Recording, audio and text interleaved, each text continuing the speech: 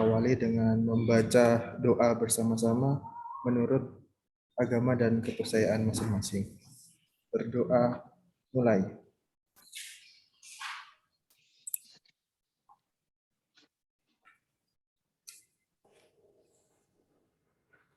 Selesai. Terima kasih. Wassalamualaikum warahmatullahi wabarakatuh. Waalaikumsalam warahmatullahi wabarakatuh. Oke, waktu selanjutnya saya serahkan ke Bapak Gatot. Baik, terima kasih Bu Windu. Bismillahirrahmanirrahim. Assalamualaikum warahmatullahi wabarakatuh. Waalaikumsalam warahmatullahi wabarakatuh. Selamat sore, salam sejahtera untuk kita semua. Apa kabar? Alhamdulillah. Baik, Pak. Sehat semua. Sebelum dimulai, Pak Gatot mohon maaf ya. Yang pertama ini suasananya kurang nyaman. Jadi nanti kalau ada suara-suara masuk, suara kendaraan, ya, kemudian ada suara musik gitu, itu ini posisinya Pak Gatot masih di Malang ya, di Diklat Jalan Kawi Malang, belum pulang ke Surabaya. Ini di depan kantor Diklat ini ada toko-toko, jadi banyak yang promosi, muter lagu-lagu dan sebagainya. Terus kemudian banyak kendaraan lewat, dan ini tadi sebelum Jumatan baru selesai seminar laporan aktualisasi peserta Latsar golongan 3, juga para guru seperti peserta sekalian, tapi dari Nganjuk ya, semua dari Nganjuk. Jadi besok pagi diadakan penutupannya. Sekarang mereka masih ngurus surat-surat administrasi dan sebagainya untuk persiapan penutupan besok. Jadi mohon maaf nanti kalau ada suara-suara yang mengganggu sehingga kita suaranya mungkin kurang jelas gitu.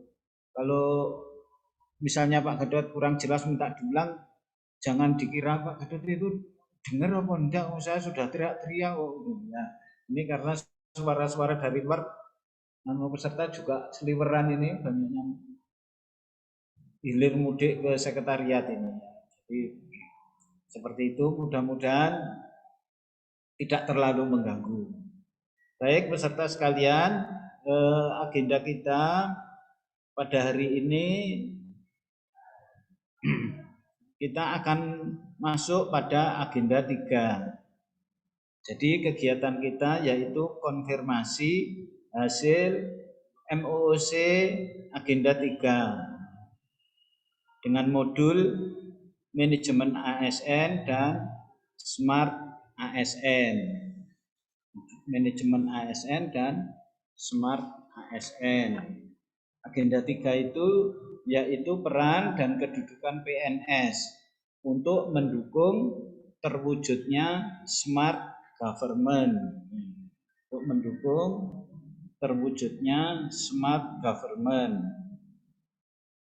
Kemudian setelah kita konfirmasi, berdiskusi tentang agenda 3, manajemen ASN dan smart ASN, kalau sudah cukup, nanti dilanjutkan dengan penjelasan tugas individu dan tugas kelompok untuk agenda 3. Tugas-tugas apa yang akan dikerjakan oleh peserta.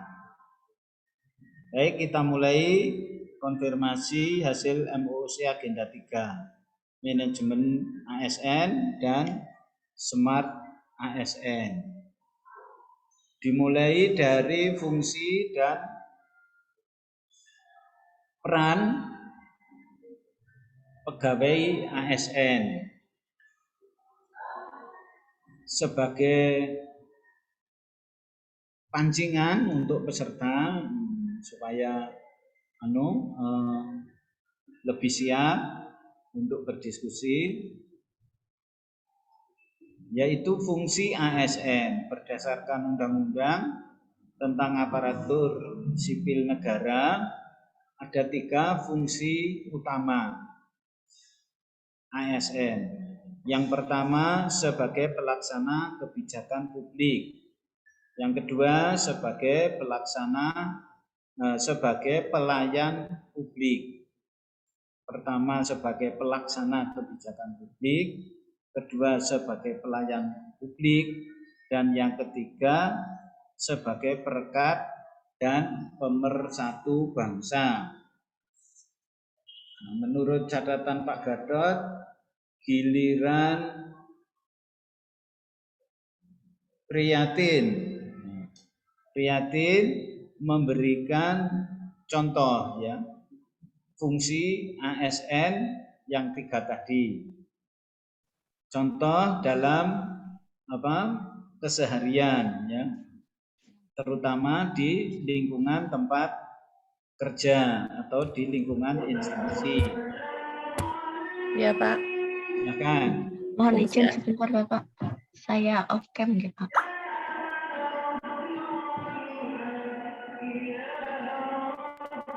Ya, Ya, Pak. silakan. Fungsi ASN, Pak.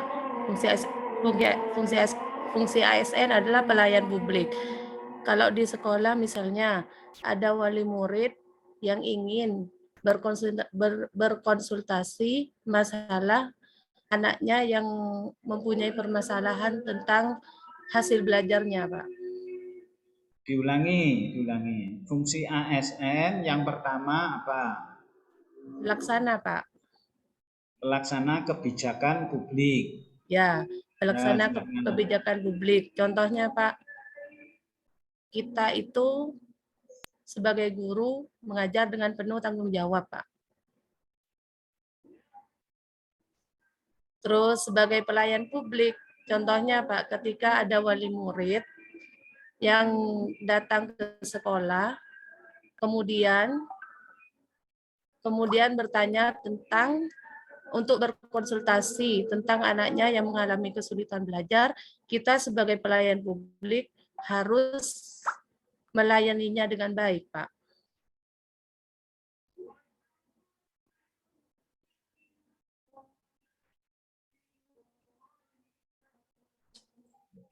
Terus, Ya, Pak. ada berapa fungsinya? Ada 3, Pak. Yang pertama, pelaksana.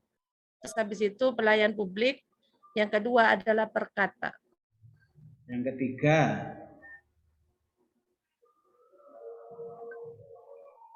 Perekat dan pemersatu bangsa, Pak.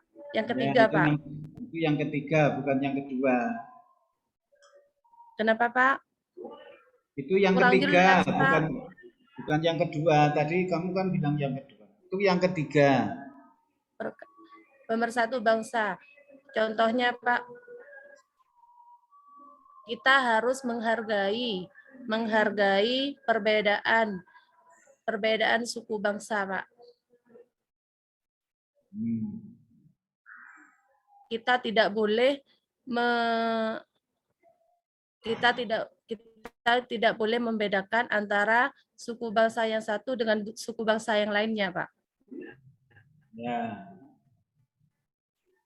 Baik. Lanjut. Fahru Rosi. Fungsi ASN. Ada berapa? Apa saja? Dan diberikan contohnya. Iya, Pak.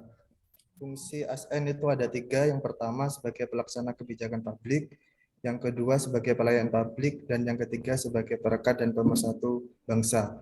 Untuk yang fungsi yang pertama sebagai pelaksana kebijakan publik, misalnya dalam kehidupan kita sebagai guru, sekarang kan lagi disosialisasikan akan diterapkannya kurikulum baru, yaitu tentang kurikulum merdeka. Nah, kita sebagai guru untuk sebagai pelaksana kebijakan publik, sebelum melaksanakan kurikulum tersebut, ketika ada sosialisasi tentang kurikulum baru tersebut, kita punya inisiatif untuk mencari tahu tentang kurikulum baru tersebut itu Pak, sebagai pelaksana kebijakan publik. Untuk yang kedua sebagai pelayan publik, kita sebagai guru dalam sekolah ketika ada wali murid memerlukan atau ingin mencari tahu tentang perkembangan putra-putrinya, kita sebagai guru harus melayani dengan responsif, ramah, dan cekatan kepada wali murid tersebut. Itu yang kedua. Untuk yang ketiga, sebagai perekat dan pemersatu bangsa, kita sebagai guru tidak boleh membeda-bedakan asal-usul suku dari teman kita satu instansi atau siswa, gitu Pak. Misalnya di sekolah saya ada salah satu guru yang berbeda suku. Saya dari Jawa, yang lainnya asli suku Madura. Meskipun berbeda suku, kita harus saling menghormati dan toleransi antar guru tersebut. Gitu Pak, terima kasih. Baik, kalau saya gabungkan ya, penjelasan dari Prihatin dan Pak Rosi sebagai pelaksana kebijakan publik, ya, kita harus mempelopori, ya, kita memberikan contoh sebagai pelaksana semua peraturan perundang-undangan yang berlaku. Mulai dari Undang-Undang Dasar sampai peraturan yang berlaku di sekolah kita, sampai peraturan yang berlaku di tingkat RT, RW, ya, di desa, ya, peraturan kepala desa dan sebagainya. Kita harus memberi contoh melaksanakan kebijakan publik tersebut. Tidak boleh kita menganggap peraturan RT, RW atau kelurahan atau desa tidak usah dipatuhi, tidak boleh, ya. Kita sebagai ASN, ya, kita sebagai aparatur pemerintah, aparatur sipil negara, itu lebih jelasnya seperti itu. Kita sebagai pelaksana, ya, bukan sebagai pembantah, ya. Tidak boleh membantah, tidak boleh mendemo, memprotes atau melawan pemerintah, mengurangnya pemerintah, ya, bekerja pada pemerintah. Kita harus memberi contoh, meneladani, ya, memberikan suri teladan kepada keluarga, kepada masyarakat, kepada teman sekerja. Lalu sebagai pelayan publik, ya, tentu saja kita menjadi pelayan publik di bidang tugas kita masing-masing, melayani murid, peserta didik dengan sebaik-baiknya kepada orang tua atau wali murid. Mungkin ada yang dikonsultasikan atau yang ditanyakan, ada keluhan, masukan, semua dikelola dengan baik, dengan sabar, ya, dengan rasa edukatif, ya, bersifat mendidik, ya, bersifat persuasif. Nah, seperti itu. Lalu sebagai perekat dan pemersatu bangsa sudah jelas tadi, tidak boleh membeda-bedakan ini suku Jawa, suku Madura, tidak boleh, ya. Jawa dan Madura ya tetap masih di Provinsi Jawa Timur, ya. Provinsi Jawa Timur ya mempunyai saudara Provinsi Jawa Tengah, Jawa Barat, Provinsi Banten berada di NKRI, begitu. Jadi semua adalah keluarga besar bangsa Indonesia. Apakah berbeda sukunya, bahasanya, rasnya, agamanya, semua adalah keluarga besar bangsa Indonesia. Kita harus menjadi pelopor, ya, sebagai perekat dan pemersatu bangsa. Kalau ada hal ehwal, ada diskusi, ya, di antara teman pas di kantin atau habis senam dan sebagainya, ada pembicaraan yang mengarah kepada disintegrasi bangsa, kita tidak boleh diam saja, ya.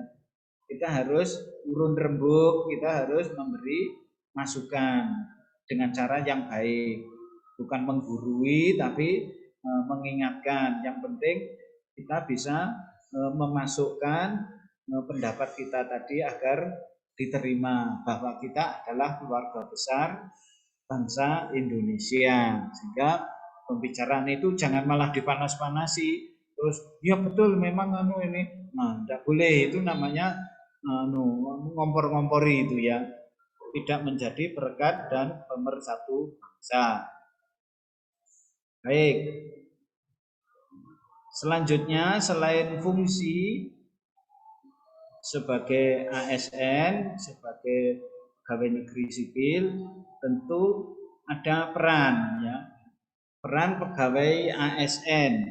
Peran pegawai ASN dijelaskan Inike Riani Christian Ningrum. Silakan.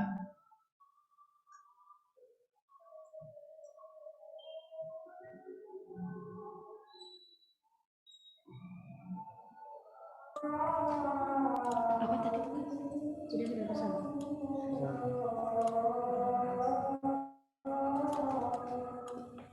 Ya, Pak. Tes. Oh, Bapak barusan keluar ini. Apa pertanyaannya? Bisa diulangi?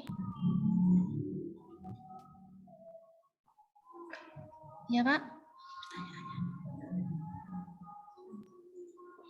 Maaf Bapak, bisa diulangi lagi, barusan saya keluar dari Zoom ini, terkendala sinyalnya Pak. Kamu di Hutbun apa bukan? Iya Pak, di Hutbun, kebetulan di Hutbun 3 kelompok Pak, jadi nggak kuat sinyalnya dari Hutbun sendiri Pak. Jadi ini pakai HP tethering Pak. Tiba-tiba keluar barusan. Ya, saya ulangi satu kali lagi. Di samping fungsi ASN ada peran pegawai negeri sipil ya, peran ASN. Peran ASN itu apa? Ya. Jelaskan oleh Nike dan diberikan contohnya. Silakan.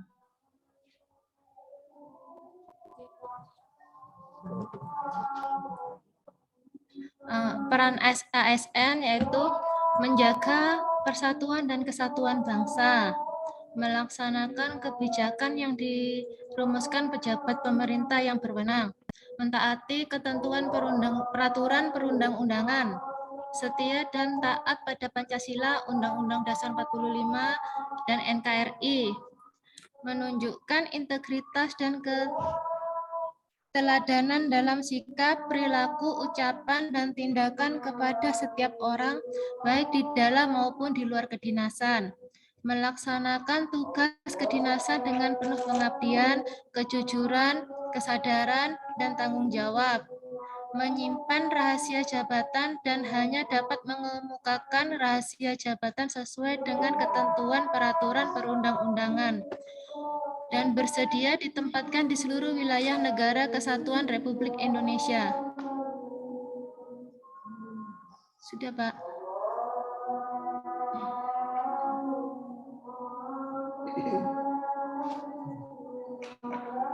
Sudah, Pak. Ya.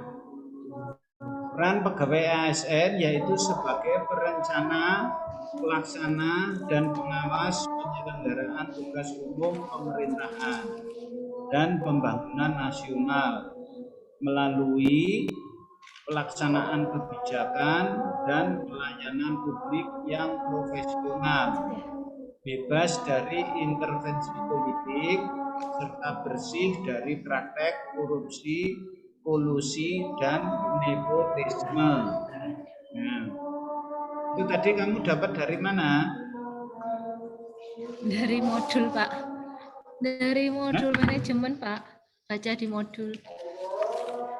Ya, sekarang diberi contoh sebagai pelayan publik yang profesional, kita ini harus menjadi pelaksana kebijakan publik yang profesional, pelaksana kebijakan publik yang profesional, pelayan publik yang profesional, bebas dari intervensi politik, serta bersih dari praktek korupsi, kolusi, dan nepotisme. Silakan diberi contoh.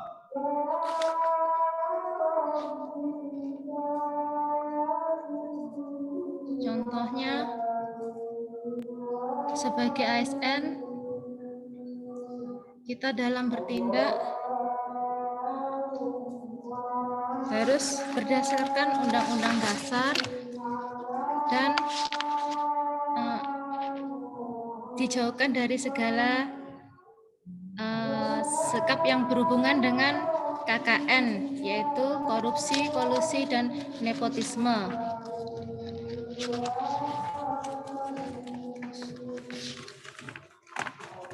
Selain itu,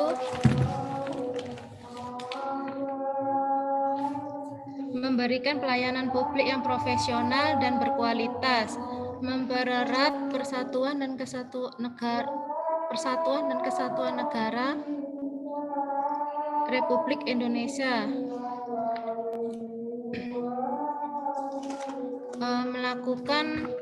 melaksanakan ketentuan yang telah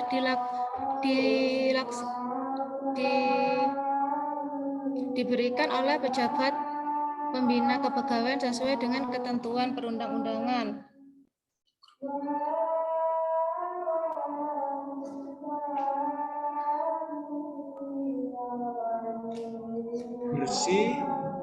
Bersih dari praktek korupsi, kolusi, dan nepotisme. Bersih dari praktek korupsi, kolusi, dan nepotisme.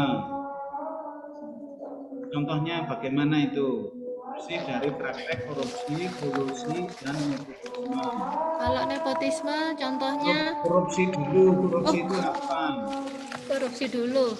Seperti di sekolah, contohnya dalam pengelolaan dana BOS, kita harus benar-benar sesuai apa yang sesuai anggaran yang ditetapkan. Tidak boleh ada yang dikorupsi, harus sesuai anggaran. Kolusi,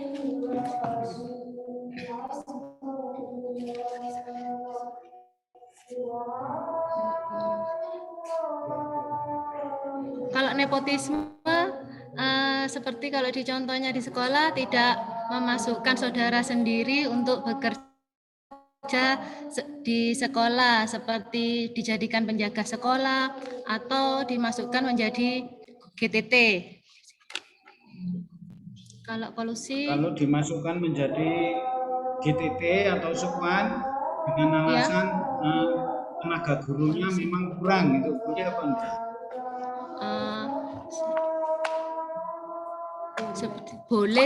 Boleh Pak, tapi sebenarnya menurut saya ya Pak,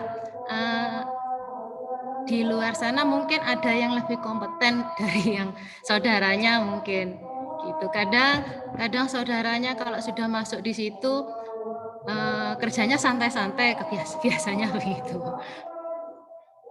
Kalau dana BOS itu saya pinjam 5 juta 2 hari saja ya.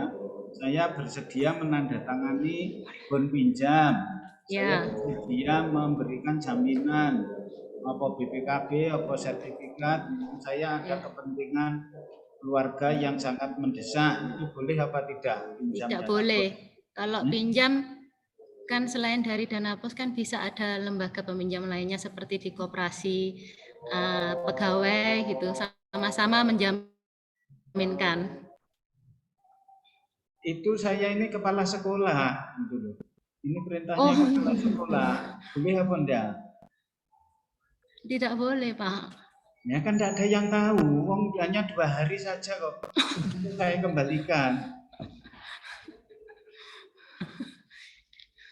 Kalau dirimu ditunjuk sebagai pengelola atau bendahara dana BOS, itu apa sikapmu terhadap kepala sekolah Pak Gatot seperti tadi itu?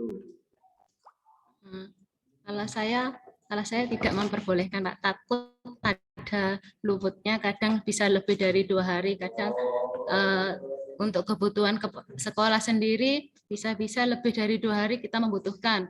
Nah, uangnya tidak kembali dalam 2 hari. Takutnya luput Pak kalau sama percaya sama manusia orang gitu. Kalau saya tidak memperbolehkan, tidak memberi kalau saya. Akibatnya ini tidak disenangi oleh Pak Gatot selaku kepala sekolah. Ya. Nanti kalau ada kegiatan apa-apa tidak diikutkan. Mau ikut seminar tidak boleh, ada workshop tidak boleh, ada diklat-diklat kompetensi, diklat teknis tidak diikutkan. Gimana? Tidak apa-apa Pak, saya sebagai ASN sudah menerapkan nilai dasar berakhlak mungkin. Berani ya mengambil risiko ya. Kan menerapkan sesuai nilai dasar berakhlak tadi Pak kemarin. Jadi anggaran pemerintah, anggaran dinas harus digunakan untuk keperluan dinas ya. Sesuai dengan rincian anggaran kegiatan sesuai peruntukannya ya. Peruntukannya tidak dipinjam-pinjamkan, tidak peduli kepala sekolah ya tidak boleh ya. Apa ya sudah Pak, saya pinjami uang saya sendiri saja atau bagaimana? Tidak apa-apa kalau begitu Pak, selama ada dipinjamkan sebagai dana pribadi. Dana pribadi itu kan untuk kebutuhan keluarganya masing-masing. Selama ada Pak, kalau nggak ada ya tidak dipinjami Pak. Baik, kolusi belum. Kolusi itu apa kolusi?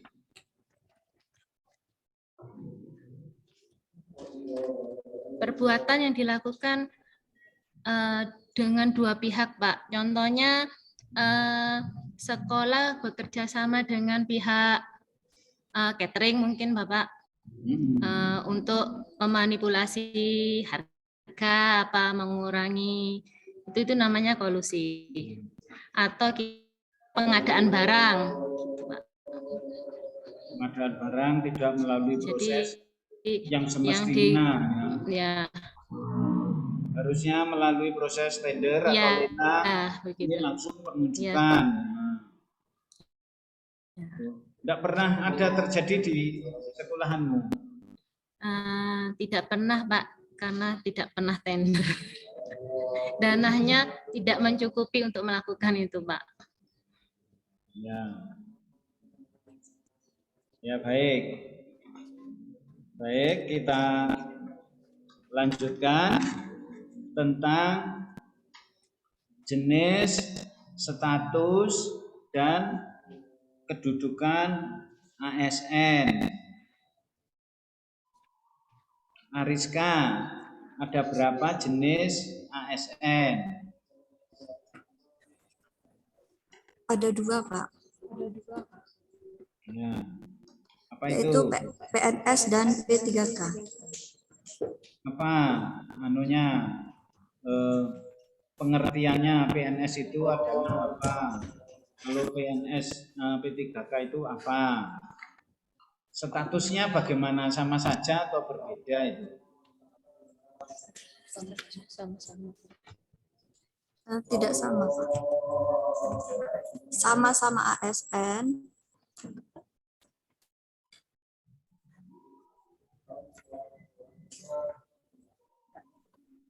Tetapi haknya tidak sama. Perbedaannya apa? Perbedaan ketidaksamaan haknya tadi. Jika PNS mendapatkan jaminan pensiun, sedangkan P3K tidak mendapatkan dana pensiun. Kemudian P3K juga terikat dengan kontrak. Kontraknya bagaimana?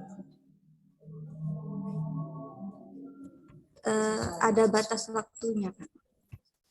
Sesuai dengan apa 1 bulan, apa 2 bulan, bagaimana? Minimal 1 tahun, maksimal 5 tahun. Maksimal 5 tahun. Terus?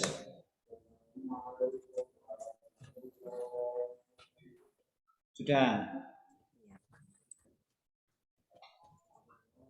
Nah, kalau di sekolahanmu itu ada DTT, itu gimana itu? GTT digaji melalui, Itu kan bukan ASN. iya bukan Pak. Kok boleh bekerja di kantor pemerintah? Karena kemarin sebelum ada pengangkatan P3K itu tenaga honorer dibutuhkan Pak, karena kurangnya tenaga PNS. Kurangnya tenaga Pendidik maksudnya Pak. menurut siapa? Jadinya,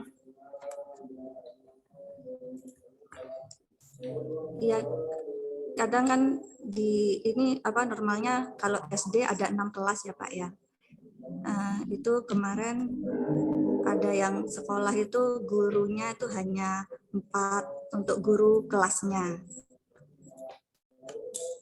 Jadi sekolah mengambil kebijakan untuk ini mengangkat honorer. Gajinya dari mana? Dari dana BOS. Boleh. Boleh Pak, karena itu kan untuk operasional sekolah. Nanti nepotisme nanti. Jadi temanmu yang terdahulu itu termasuk nepotisme itu ya. Dengan alasan gurunya kurang supaya menjadi pembenaran ya, alasan pembenar, alasannya gurunya kurang, guru olahraganya belum ada, atau mungkin guru agamanya belum ada, dan sebagainya dan sebagainya. Ya, tapi kalau memang betul-betul dibutuhkan Pak tenaga honorer. Nah, kalau misalnya seperti guru olahraga, guru agama misalnya tidak ada di sekolah itu, biasanya guru kelasnya yang mengisi Pak. Ya. Tapi kalau kekurangan guru guru kelas, apalagi kalau jumlah siswa terlalu banyak, kemudian jumlah guru tidak memadai, maka sekolah harus mengambil kebijakan untuk mengangkat guru honorer. Jadi kalau ada kekurangan guru atau pegawai karyawan di sekolah dilaporkan kepada kepala dinas pendidikan ya. Jadi nanti kepala dinas yang memberi keputusan ya, yang memberikan kebijakan. Tidak boleh diputuskan sendiri oleh kepala sekolah. Nah, akibatnya tenaga honorernya membengkak terus ya. Jadi banyak sekali, bingung akhirnya ketika Undang-Undang ASN berlaku. Nanti pada tahun 2023 misalnya sudah tidak boleh lagi dengan alasan apapun. ASN itu ya hanya ada 2, PNS dan P3K. Nah, terus gimana tenaga honorer atau guru-guru GTT itu nasibnya? Nah, nanti menjadi tidak jelas gitu. Yang diambilkan dari anggaran di sana sini, diambilkan sedikit-sedikit dikumpulkan. Nah, itu hakikatnya kan juga korupsi ya, karena menggunakan anggaran tidak sesuai dengan peruntukannya. Ada yang di markup ya, menggelembungkan anggaran supaya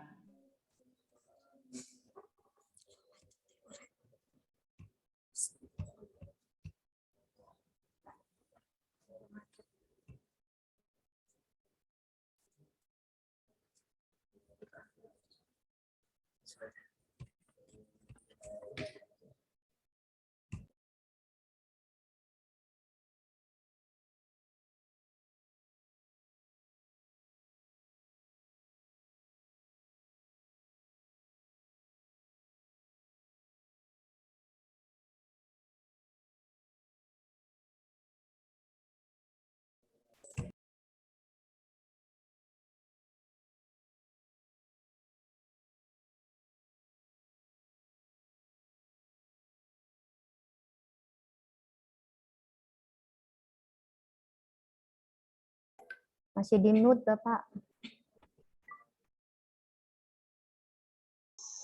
dapat menduduki jabatan pemerintahan. Itu yang PNS. Yang P3K diangkat dengan perjanjian kerja sesuai kebutuhan instansi dan ketentuan undang-undang. Jadi ada ketentuannya meskipun sesuai kebutuhan instansi. Kemudian melaksanakan tugas pemerintahan sama dengan PNS, tetapi tidak menduduki jabatan ya, sebagai pelaksana. Ya.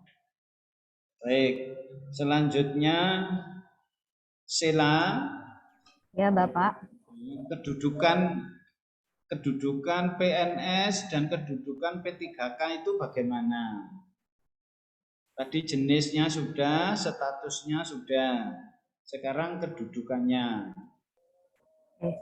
Untuk kedudukan PNS dan P3K, secara hukum kedudukannya hampir sama, hanya hak dan kewajibannya yang sedikit berbeda, Bapak. Apa perbedaannya?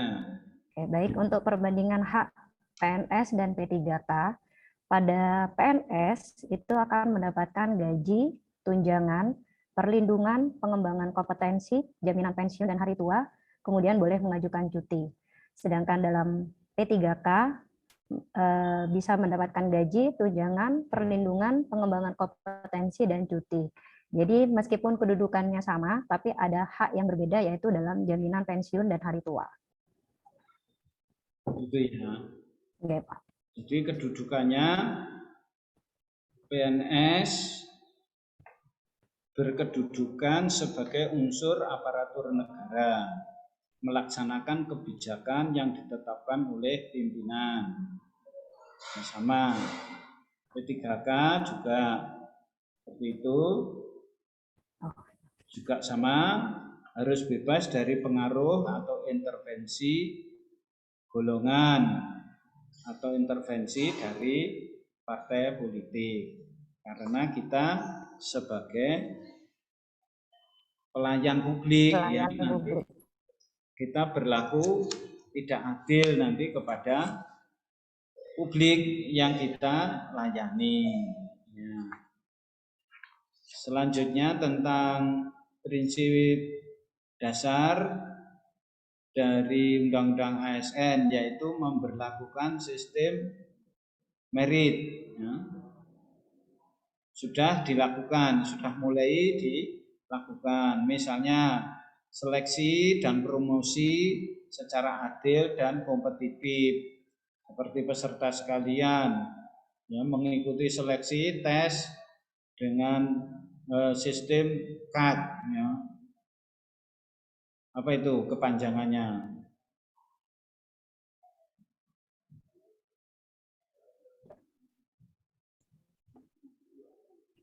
Kepanjangannya apa? Komputer Assistant Test.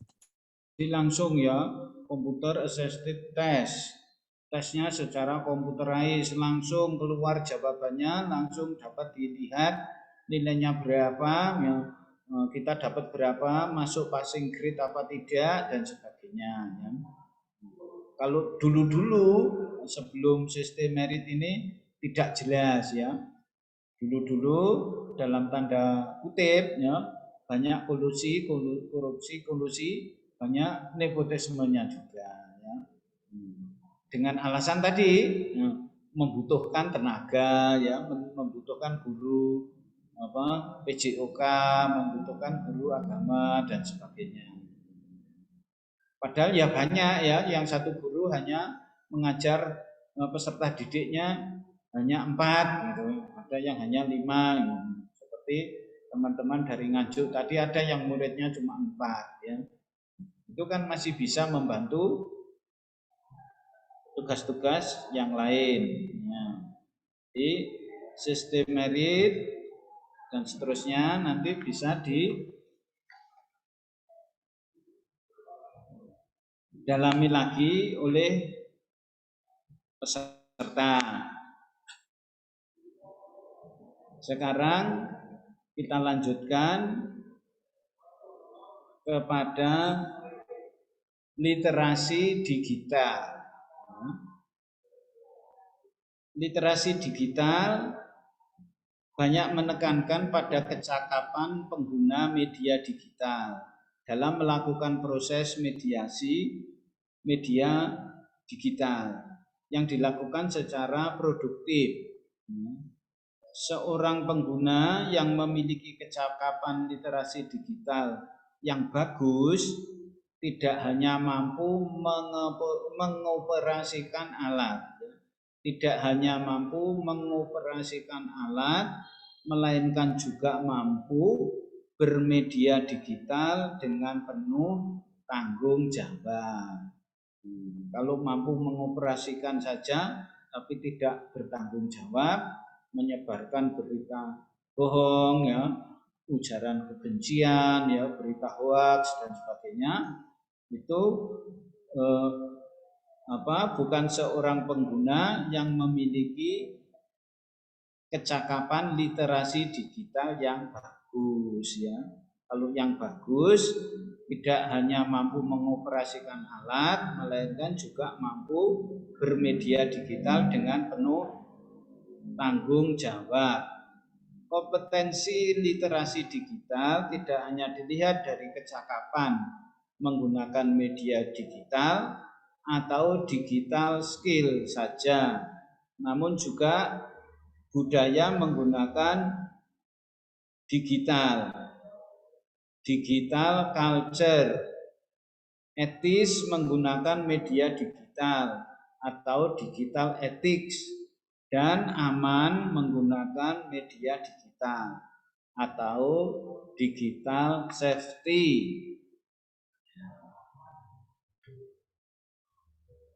Sekarang digital skill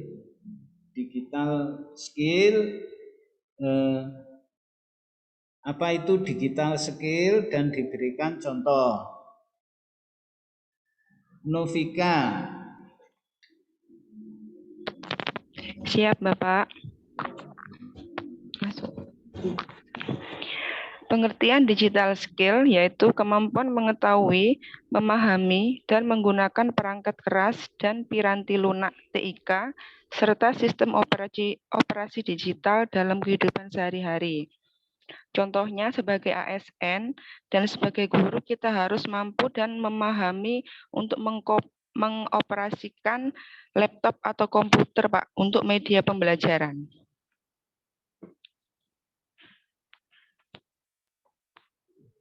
Ya, termasuk kalau diperlukan, ya, bisa juga memberikan pendampingan atau mengajari peserta didik, ya, pada saatnya nanti. Nah, kalau sudah mulai banyak menggunakan digital, ya kita sebagai pendidik kan yang mengajari, ya, mereka. Bapak. Sekarang digital culture. Nurul. Ya, Pak.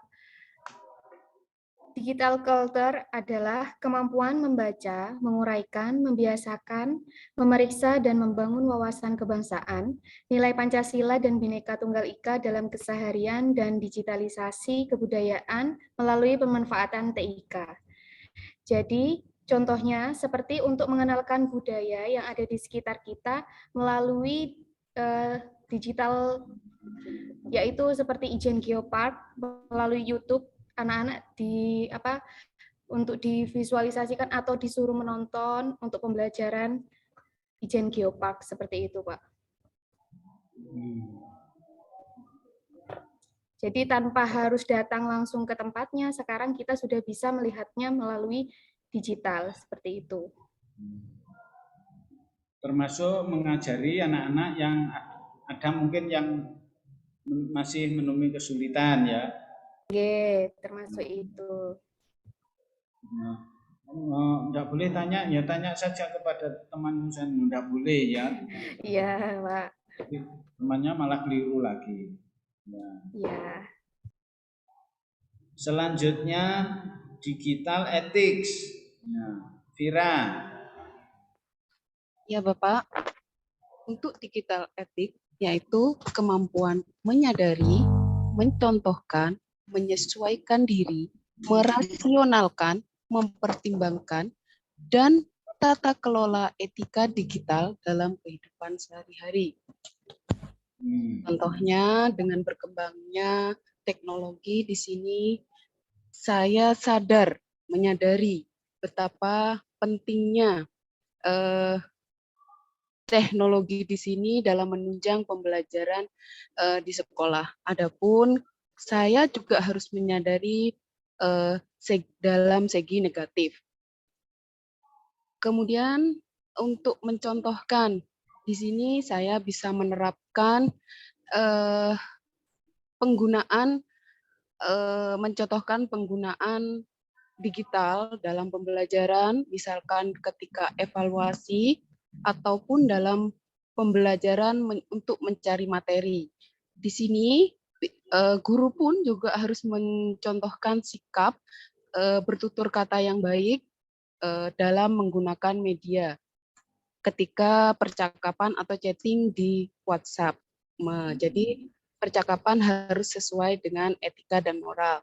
Menyesuaikan diri. Di sini saya juga dituntut untuk mampu menyesuaikan diri dengan pesatnya, berkembangnya teknologi. Merasionalkan, mempertimbangkan, serta mengelola dengan baik, Bapak. Mana yang positif dan mana yang negatif.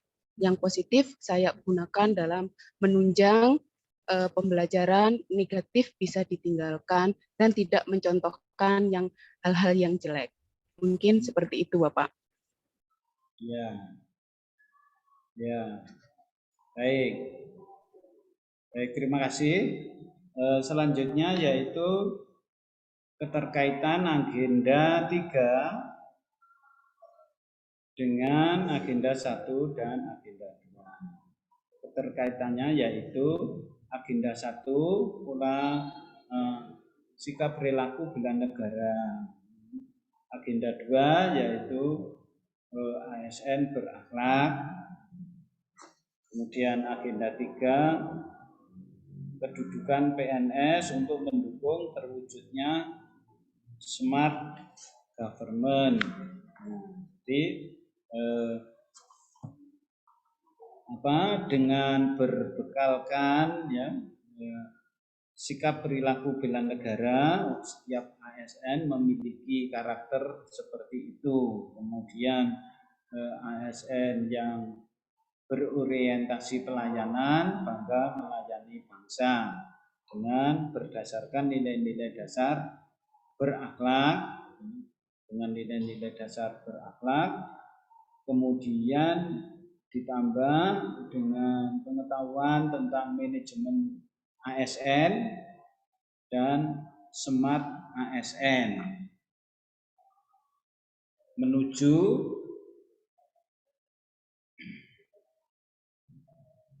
kita akan menuju sebagai ASN yang melaksanakan pemerintahan berkelas dunia atau world class government. Jadi semua harus seperti itu cita-citanya. Jadi sekolah kita pada saatnya juga sekolah-sekolah yang berkelas dunia, ya gitu. Walaupun tempatnya di Bondowoso, tapi standarnya bisa mencapai standar sekolah yang internasional, ya. Muridnya pintar-pintar, cerdas-cerdas, ya. Nilainya di atas KKM semua, ya. Tapi asli, ya, bukan ditambah-tambahi, nah itu beda lagi. Yang mestinya belum naik dinaikkan, ya itu tidak demikian, ya. Harus ya diberi bimbingan, diberi tambahan seperti di klinik gitu ya, di kursus gitu, supaya mendapat tambahan sehingga sesuai atau menyesuaikan dengan teman-temannya. Seperti itu. Baik, kita lanjutkan sekarang tentang penjelasan tugas agenda 3 ya. Tugas agenda 3 peran dan kedudukan PNS untuk mendukung terwujudnya smart government. Smart governance.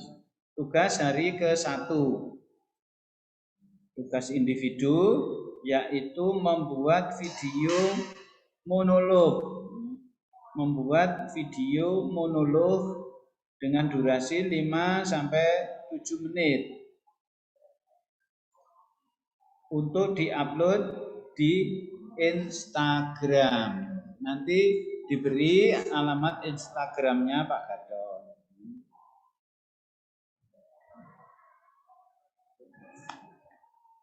Ya, membuat video monolog dengan durasi 5 sampai 7 menit untuk diupload di Instagram. Isinya apa?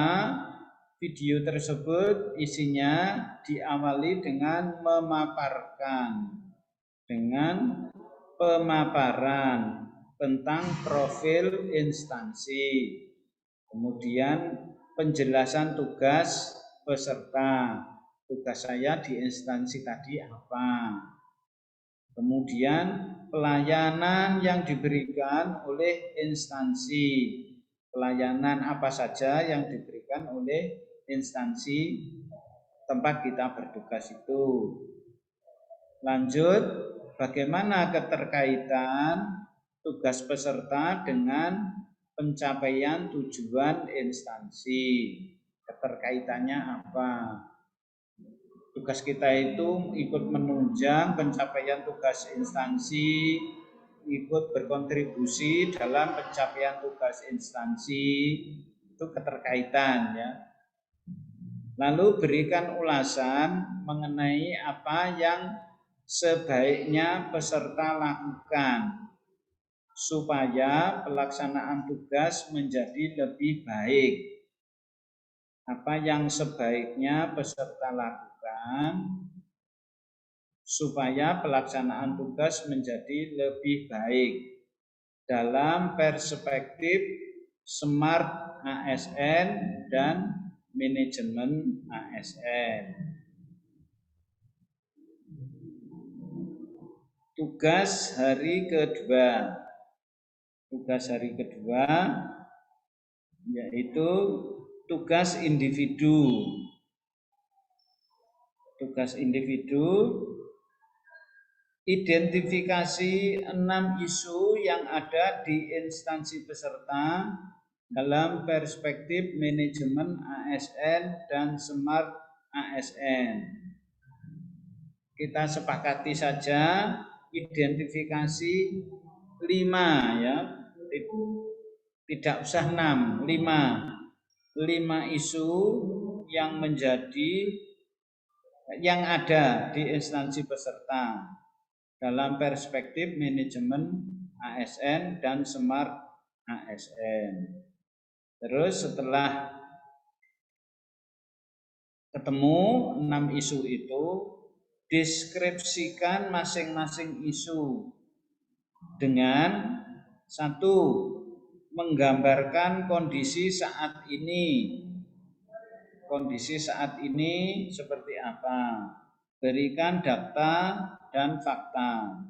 Diberikan data dan fakta yang tidak sesuai dengan konsep manajemen ASN dan Smart ASN. Menggambarkan kondisi saat ini ya.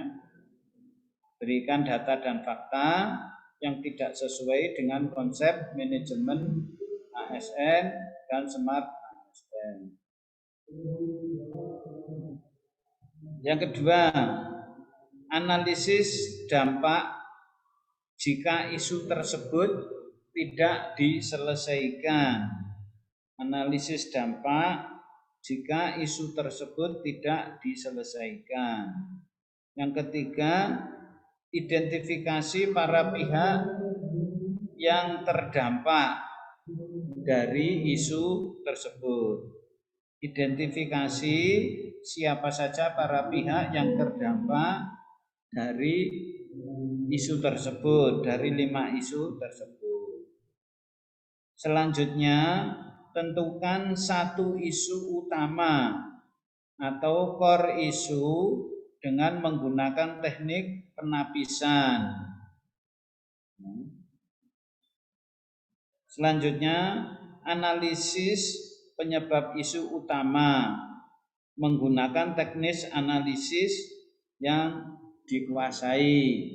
Nah, biasanya menggunakan teknik analisis fishbone, ya, analisa tulang atau duri ikan tersebut. Kemudian terakhir, tentukan gagasan kreatif untuk menyelesaikan isu utama tersebut. Jadi nanti format tugas individu ada formnya, yaitu isu teridentifikasi, kemudian kolom berikutnya kondisi saat ini, kemudian analisis dampak, kemudian kolom terakhir yaitu para pihak yang terdampak. Peserta sekalian, tentang penapisan isu. Penapisan isu biasanya menggunakan metode yang sudah lazim dipakai, sederhana tetapi cukup lengkap, yaitu menggunakan kriteria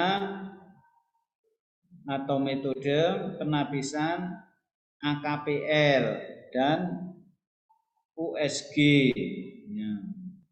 AKPL itu adalah A. aktual, K. kekhalayakan, P. problematik, dan L. layak atau kelayakan. Yang K itu kekhalayakan, yang L itu layak. Kekhalayakan itu menguasai hajat hidup orang banyak, itu khalayak. Dulu kan ada kata-kata bahasa Indonesia khalayak ramai, itu masyarakat luas. Jadi 5 isu tadi kita cantumkan, kemudian dianalisis. Aktualnya bagaimana, kekhalayakannya bagaimana, problematiknya bagaimana, kelayakannya bagaimana. Diberikan skor, ada nilainya.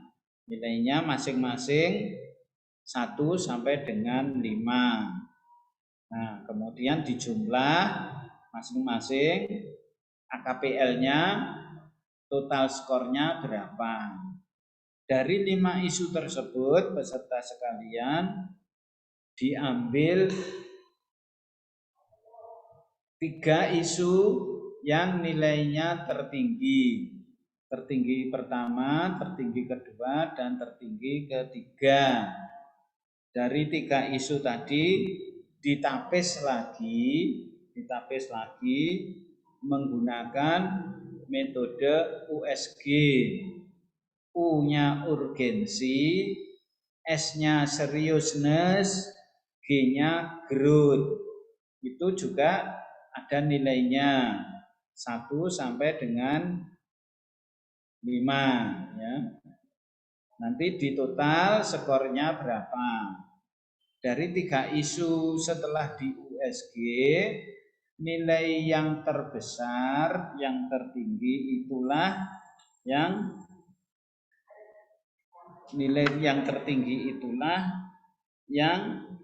menjadi isu utama, ya. Yang menjadi isu utama yang nanti akan kita kerjakan menjadi rancangan aktualisasi peserta masing-masing.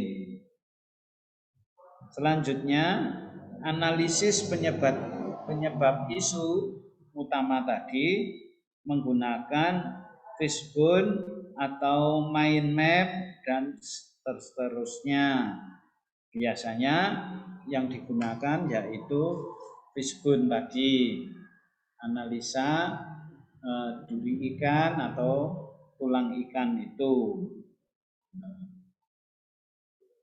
Nanti akan diberikan contoh, ya, akan diberikan contoh tugas individu, yaitu membuat identifikasi isu, ya. Semua peserta menggunakan contoh yang diberikan oleh Pak Gatot, ya. Tidak diperkenankan menggunakan contoh dari pihak yang lain. Nanti Pak Gatot tidak mau bolak-balik disuruh meriset terus mau mengupload ulang, ya. Dikerjakan pelan-pelan, ya, konsultasi dengan teman-teman, jangan terburu-buru.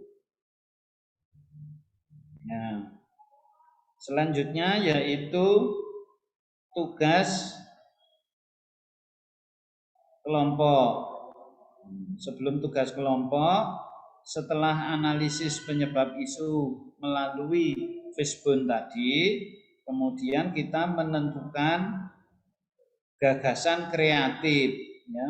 Dari hasil analisis faktor penyebab isu, tentukan gagasan kreatif untuk menyelesaikannya.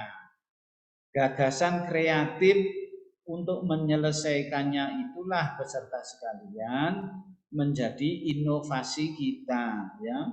Menjadi gagasan rancangan aktualisasi kita yang akan kita persembahkan kepada sekolah, ya, untuk mengatasi masalah yang sampai saat ini masih sering terjadi.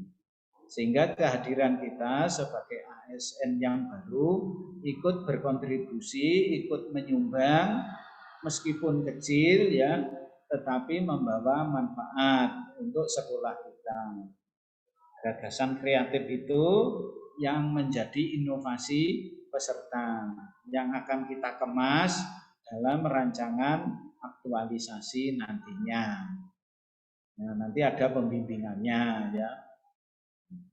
Nah, nanti kita seminarkan, setelah itu diaktualisasikan 1 bulan, kemudian kita ketemu lagi, ya, kita rumuskan laporan pelaksanaan aktualisasinya.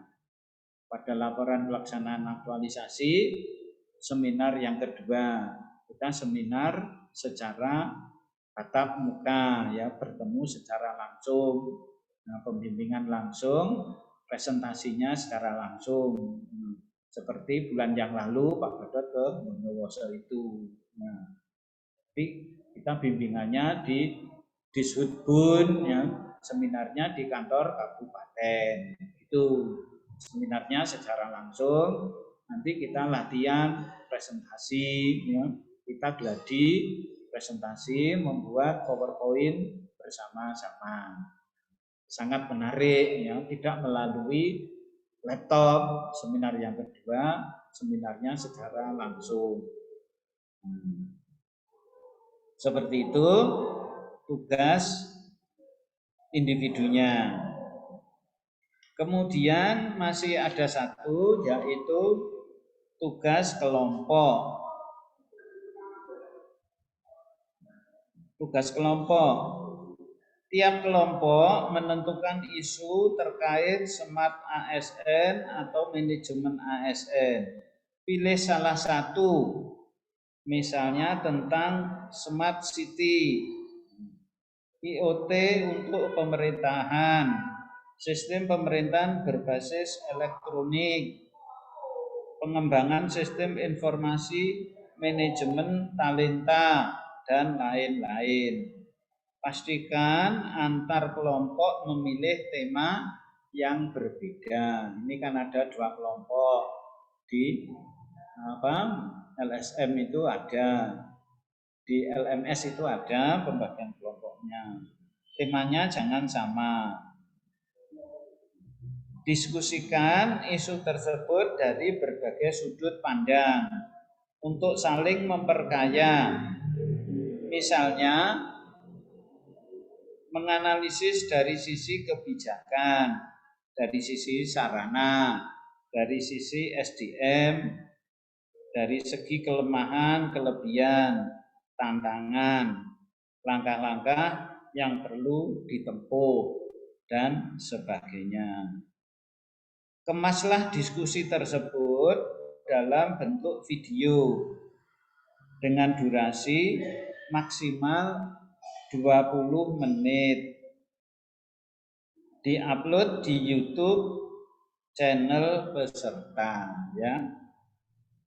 Jadi diskusinya kelompok 1 dan kelompok 2 itu divideokan seperti apa. Diskusinya rame Pak Gadot, nyaris baku hantam. Wah, misalnya seperti itu ya. Betul-betul semangat ya. Kemas diskusi tersebut ya. Diskusinya melihat dari sudut pandang untuk memperkaya. Tadi ada yang menganalisis dari sisi kebijakan, sarana, SDM, kelemahan, kelebihan, tantangan, langkah-langkah yang perlu ditempuh, dan seterusnya. Seperti itu peserta sekalian, tugas ini cukup penting. Yang lain juga sama-sama juga penting ya. Identifikasi ini nanti menjadi cikal bakal kita untuk menyusun naskah rancangan aktualisasi.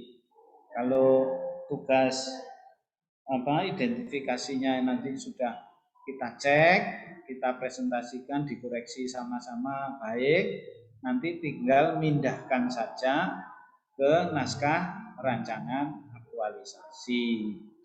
Seperti itu. Baik, saya persilahkan untuk peserta menyampaikan pertanyaan. Mungkin ada yang perlu ditanyakan tentang tugas menyusun identifikasi isu tersebut. Nanti setelah ini Pak Gadot kirimkan contohnya di grup ya.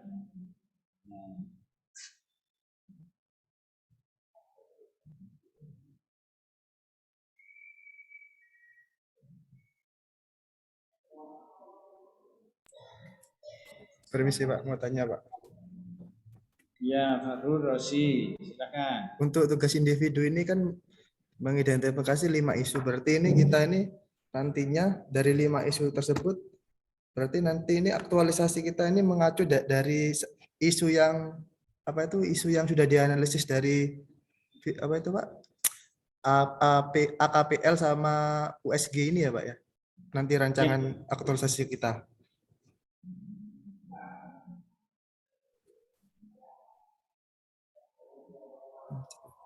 Ya.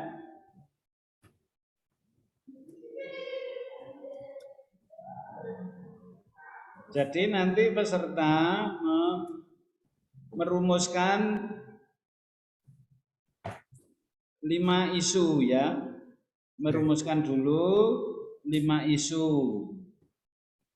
Merumuskan 5 isu.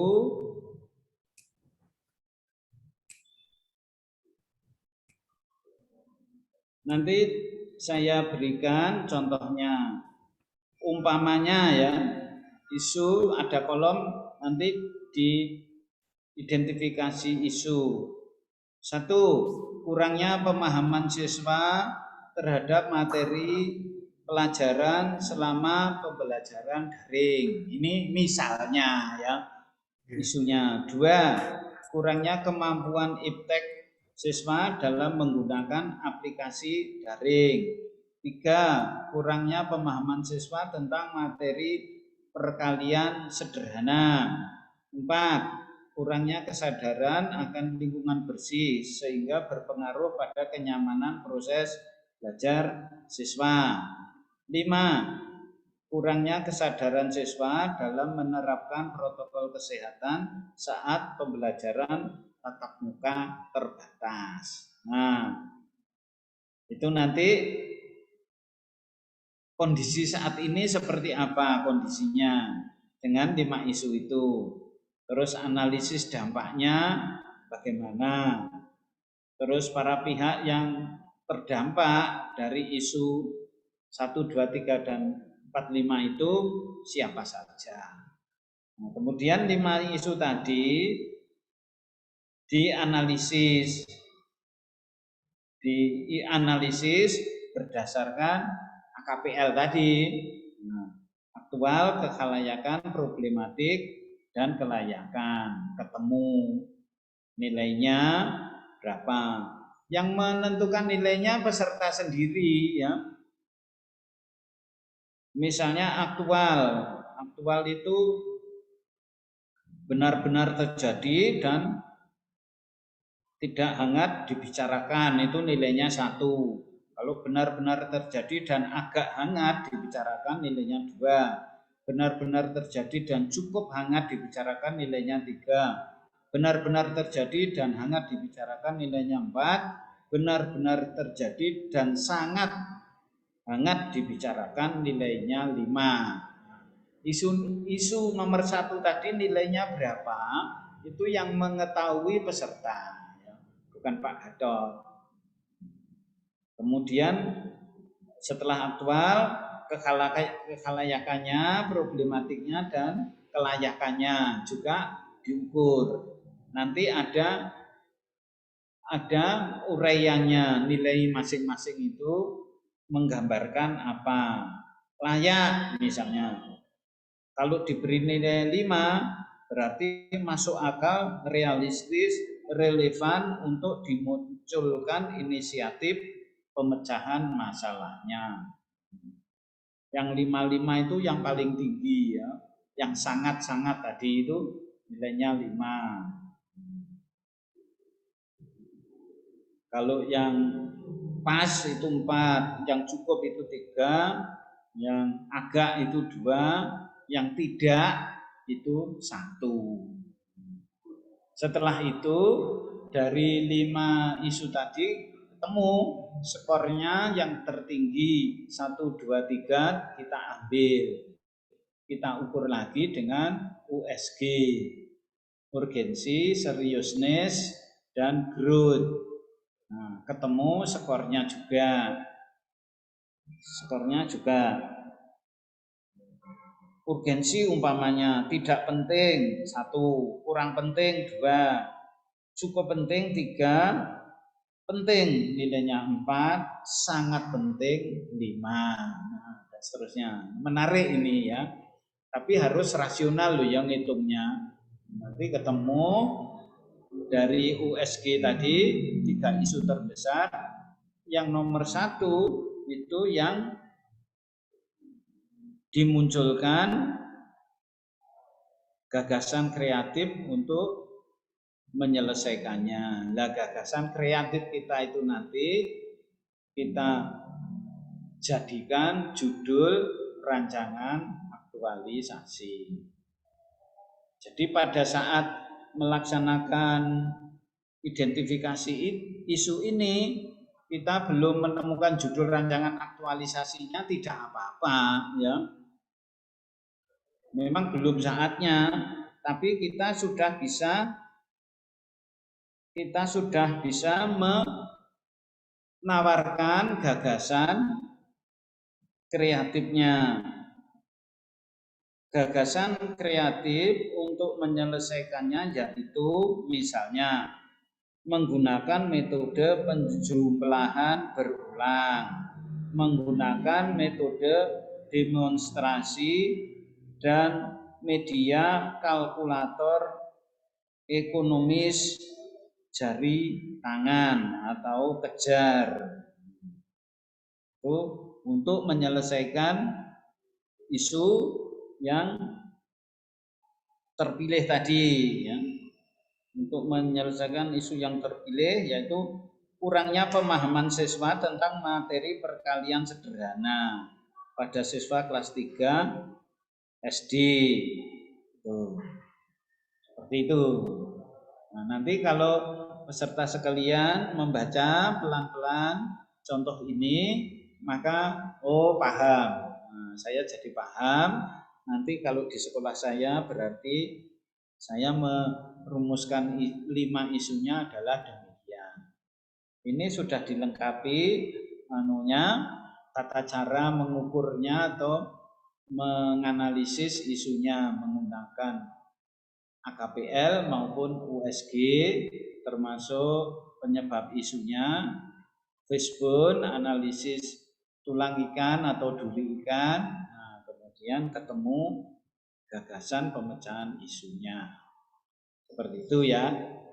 Ini nanti kalau hasilnya bagus, nanti rancangan aktualisasinya akan bagus juga, lebih gampang ya, lebih gampang, tinggal mengisi bab 1, bab 2, bab 1, bab 2 itu gampang, sudah bagus, sudah standar ya, kondisi organisasi, pendahuluan, nah itu sudah standar, tinggal pindahkan dari ketentuan job description atau ketentuan visi misi lembaga dan sebagainya, itu sudah ada semua.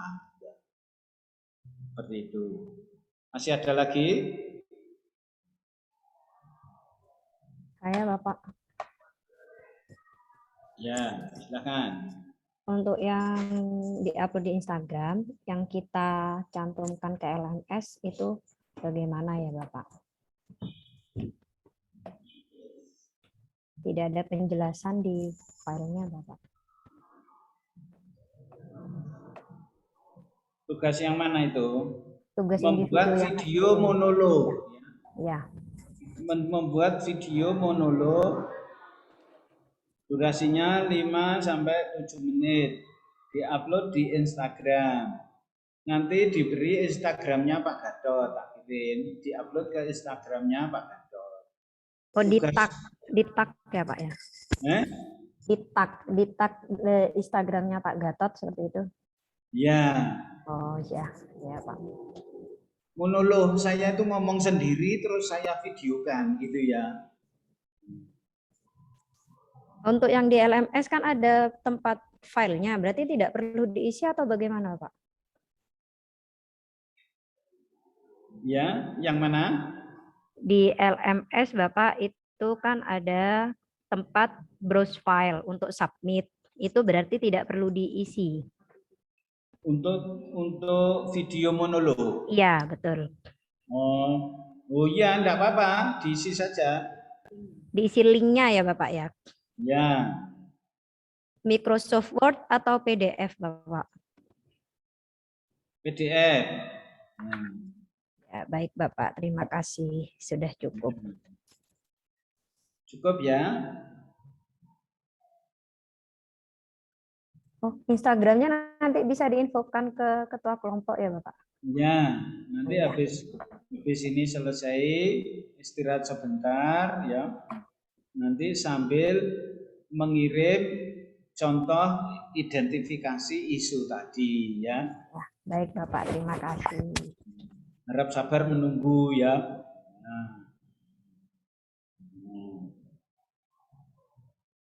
Kalau sudah cukup, ya waktunya masih ada sedikit,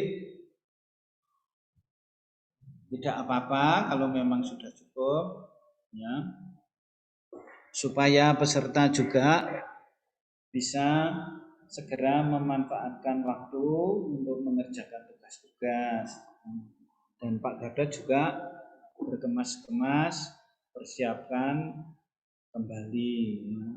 Sejak kemarin belum pulang ya, kemarin kan bimbingan seminar seperti di Bondowoso kemarin bimbingan seminar, terus hari berikutnya seminar laporan aktualisasi. Ini tadi juga seperti itu. Nanti kita kalau seminar yang kedua juga di Bondowoso. Tak tahu kalau oleh Bu Windu akan dipindah kemana ya. Apa tetap di kabupaten atau di hotel atau di mana, ya, tidak apa-apa. Yang penting kita seminar secara langsung, ya, tatap muka secara langsung, latihan presentasi seperti biasa. Kalau para guru kan sudah biasa presentasi, tapi kan di depan murid ya, tidak di depan penguji, tidak di depan depan mentor. Beda kalau di depan penguji dan mentor ya suasananya. Baik, kalau sudah dipandang cukup, pertemuan akan dapat kita akhiri ya. Akan kita tutup. Sekali lagi sudah cukup ya? Sudah cukup. Sudah cukup, Pak. Itu Mas Heru sudah cukup apa agak-agak ngantuk atau bagaimana? Iya Pak, sudah cukup Pak. Dari tadi serius menyimak percakapan penjelasan dari Pak Gatot. Oh ya, siap. Tidak bergerak sama sekali ya. Iya Pak, makanya. Anteng ya, biasanya agak duduk. Ini Pak, soalnya Pak, kepikiran sama hutang yang kemarin itu Pak. Baik peserta sekalian, saya ucapkan terima kasih atas partisipasinya pada sore hari ini, yaitu berdiskusi tentang agenda 3. Selamat mengerjakan tugas-tugas, semoga berjalan lancar. Untuk pertemuan berikutnya nanti akan saya sampaikan ya. Akan saya sampaikan. Sekarang belum saya sampaikan, nanti akan saya sampaikan kemudian. Kalau sudah cukup, pertemuan bisa kita akhiri, kita tutup dengan bacaan hamdalah. Alhamdulillahirobbilalamin. Amin. Billahi taufik wal hidayah. Assalamualaikum warahmatullahi wabarakatuh. Waalaikumsalam warahmatullahi wabarakatuh. Selamat sore. Sore Bapak. Terima kasih, Pak. Terima kasih. Saya Liv ya. Terima kasih. Assalamualaikum. Waalaikumsalam warahmatullahi wabarakatuh. Tidak bergerak. Bentuk. Suara saya terdengar ya? Terdengar Bu, terdengar Bu. Mohon maaf saya. Oke, untuk Terdengar Bu. berdasarkan jadwal hari Selasa jam 8. Nanti saya infokan melalui grup nih. Ya, jika ada perubahan nanti saya konfirmasi lagi ke Bapak Gatot. Oke, ampun. Untuk selanjutnya monggo dipersilahkan kepada teman-teman untuk menyelesaikan tugas masing-masing. Untuk besok tetap absen ya, kecuali hari Minggu dan Senin. Siap. Matur nuwun, saya bisa diakhiri. Terima kasih. Assalamualaikum warahmatullahi wabarakatuh. Waalaikumsalam warahmatullahi wabarakatuh. Aduh, kari Terima akeh kasih, tugasnya. Bu.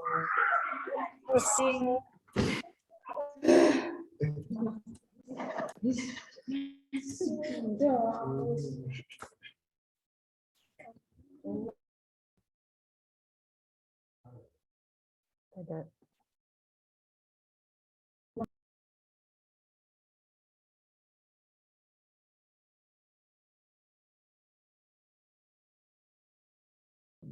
Ini tidak apa-apa Anda ya, keluar ya.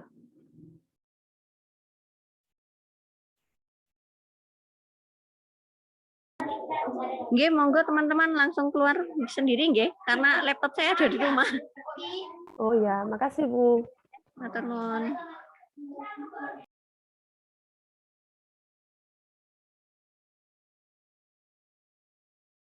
Absen. Sudah absen, Prihatin. Sudah absen. Sudah. Ya udah, keluar dulu aku ya. Assalamualaikum. Salam. Pas sampean dulu lagi absen.